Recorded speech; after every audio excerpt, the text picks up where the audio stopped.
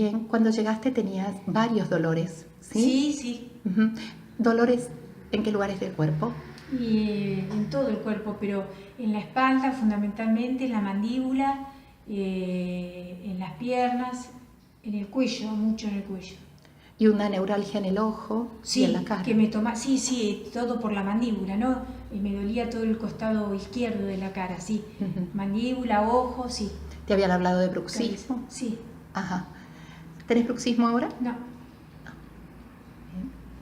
Y en cuanto a la alimentación, ¿cuánto has ido avanzando? mucho. Incorporé de a poco cosas que no podía comer y que me Ujú. hacían mal y tenía miedo de comerlas. Y ahora no, Ujú. para nada. ¿Cómo es darnos cuenta de que cuando uno está bien, Claro, la comida no es? no, no. Ni ¿Sí? la comida, ni los perfumes, ni nada. ¿No? Evidentemente es uno el que está mal.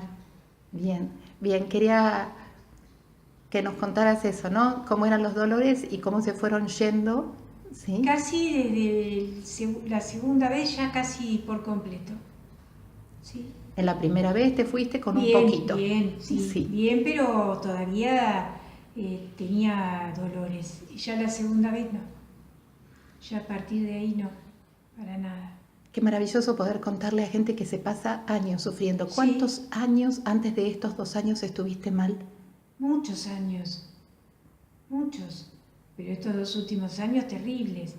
No me podía bañar sola, no podía estar parada en la bañera, no me podía duchar, no me podía agachar para lavarme la cabeza. Muy feo todo.